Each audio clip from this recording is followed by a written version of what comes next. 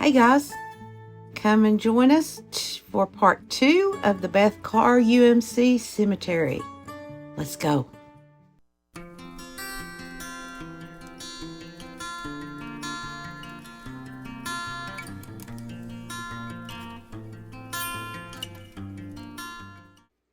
Hey everybody, welcome back to Appalachia Cemetery Hunting. We're still in the Jefferson County area in the shadows of the Smoky Mountains.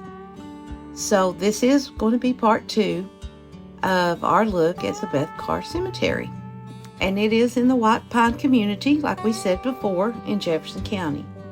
And as a reminder, the church was established around 1787, so it is a very old church, and the first burial here was 1800. So we, of course, cannot pass this by. The cemetery is east of White Pine on Interstate 81. And again, there's 210 people buried here.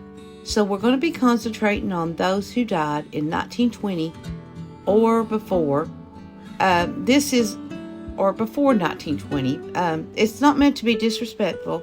Once again, it's just that, just for the sake of time, for the video, we are going to do the older graves and all of our veterans, no matter what, when they died. We will always do our veterans. So, get your pen and pencil ready. Let's see if you got an ancestor or two, because that's what I'm going to do. And let's get started. First one we got today is Charles Edward Dunn, 1844 to 1891. And you can see that his headstone's broken in two. And Charles was born in Wake County, North Carolina. And in this picture that was taken in 1877, he's sitting on your right side. This is at the Fairfax Mansion in the White Pine community. Now, we have actually been to this antebellum house, and it's like stepping back in time. Oh my goodness. You're talking about taking your breath away. It is an amazing place. It's on private property, so please, if you know where it's at, do not try to attempt to go visit that place, because owners are remodeling and they're always there. So then there's cameras, so try not to, don't even go there. So anyway, that's a cool picture. Let's get back to this. We got Elizabeth Christian Eddington, 1842 to 1888, and her husband, William M. Eddington, 1840 to 1917. William served as a private in Company D of the 4th Tennessee Infantry in the Union Army during the Civil War. I've seen a lot of Union soldiers in this particular cemetery. Then we have James C. Eldridge, 1846 to 1919. And beside him is his wife, Sarah F. Eldridge, 1848 to 1927. And James served as private in the companies L and D of the 9th Tennessee Cavalry in the Union Army during the Civil War. Next is Mary Ann Palmieri Getz Falver. Well, now that's a hard name. Mary Ann Palmieri Getz Falver, 1813 to 1895. I'm wondering, is that German? That's a very odd surname for me. But we know she was born in the Shenandoah County, Virginia area.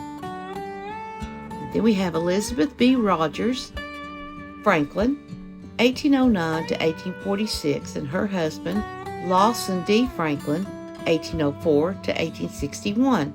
They share the same obelisk. Lawson was born in Virginia, and it's our understanding that he was actually a distant cousin of Benjamin Franklin. That's pretty cool. We actually found a picture of him. He was a planter, a slave trader, and businessman in the antebellum South, and he was reportedly the first millionaire in Tennessee, right there in Jefferson County. I hate what he did for a living, but he was the first millionaire. His home is known as the Lawson D. Franklin House in White Pine, and I think there's people actually live in that house in Jefferson County, and it was built between 1835 and 1840, and it's been listed on the National Register of the Historical Places since April the 13th of 1973. Now, we actually did drive by this mansion, which, like I said earlier, it is a private residence, and it does look similar to his son's mansion that I mentioned earlier. And now we have his son, Isaac White Rogers Franklin, Sr., 1827-1866. And this is actually a ledger stone. His house is one of the largest, most elegant antebellum houses in East Tennessee. It was built about 1840 by his father as a wedding present for him when he married Annis Kyle. The house overlooked the French Broad River, which is now a lake, and they called the place Riverview. Its name was recently named Fairfax around 1953. Like I said earlier, we have been in there. Beautiful mansion, and it's just a step back in time. And now we have Isaac's son, Isaac White Rogers Franklin Jr., 1865 to 1889. Jenny Franklin, we don't have any dates on her. L.D. Franklin, 1841 to 1847, and he was the son of Elizabeth and Lawson Franklin that we looked at earlier, but he was only 5.5 years old when he passed away. We have Robert O. Franklin, 1829 to 1858, Abraham Funkhauser, 1808 to 1872, and he also was from the Shenandoah County, Virginia area. We have his wife, Elizabeth Neff Funkhauser, 1813 to 1888, and again, she was from Shenandoah County. We have Bessie J. Funkhauser, 1881 to 1897, Daniel McKendry Funkhauser, 1878 to 1905, and Daniel shares a headstone with his mother, Elizabeth Funkhauser, 1840 to 1921. We have Elizabeth's husband, John W. Funkhauser, 1836 to 1880. We believe that she may have been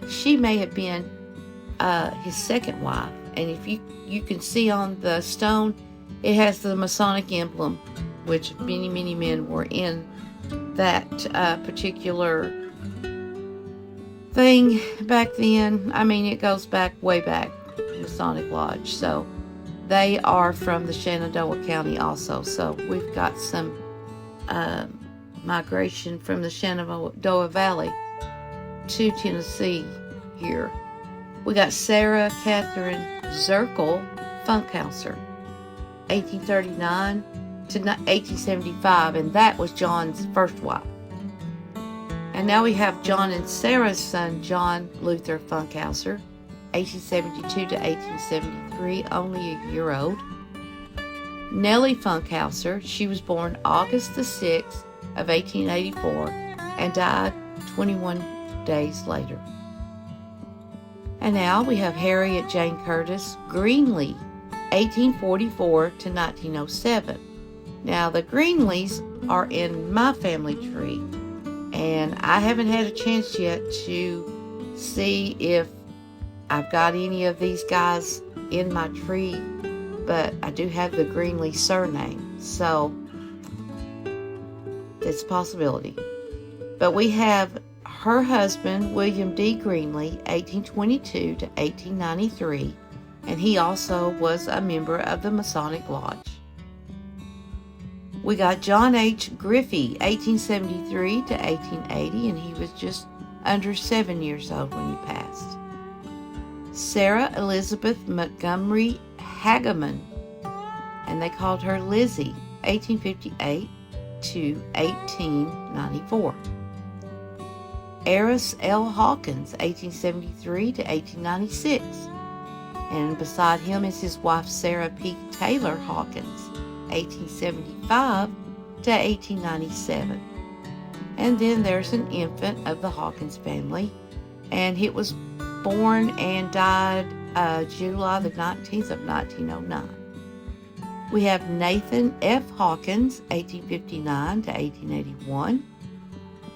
Philip Hawkins, 1828 to 1896, and his wife, Virginia Frances Page Hawkins, 1843 to 1924. And she was born in Virginia. We do know that.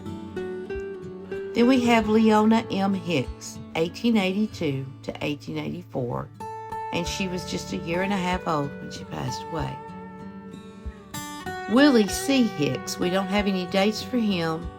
Even though his headstone is weathered and worn, you can still make out a lamb that is carved near the top of it, so that tells me it was probably more than likely a child or baby. We have Martha E. Lyle, and we believe she was born a little after 1810, but we don't have a death date for her, so that could be,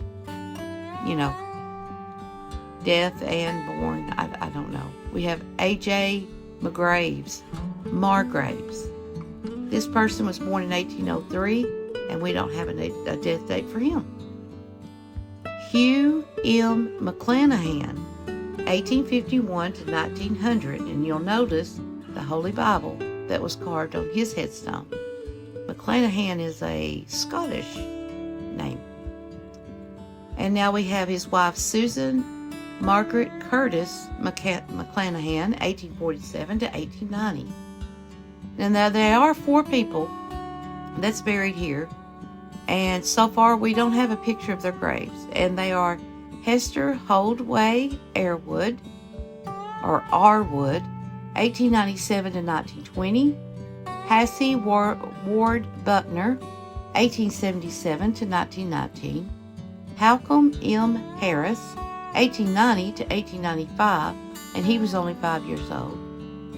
And the last person that we're going to look at in this video is Mary Ann Rogers Lee, 1792 to 1836. And guess what they called her? Polly. And if you've watched my videos before, there are many, many, many, many women named Mary Polly in this era. And this will be our second look at the Beth Carr United Methodist Church Cemetery in Jefferson County, Tennessee. So stay tuned for next week as we continue to explore this historic cemetery. So there will be a part 3. Guys, if you find some ancestors or you know anything that we have not mentioned about any of these people buried here, or some cool stories, leave them in the comments.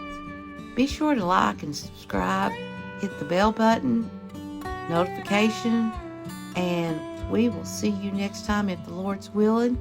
Thanks for watching. Bye-bye.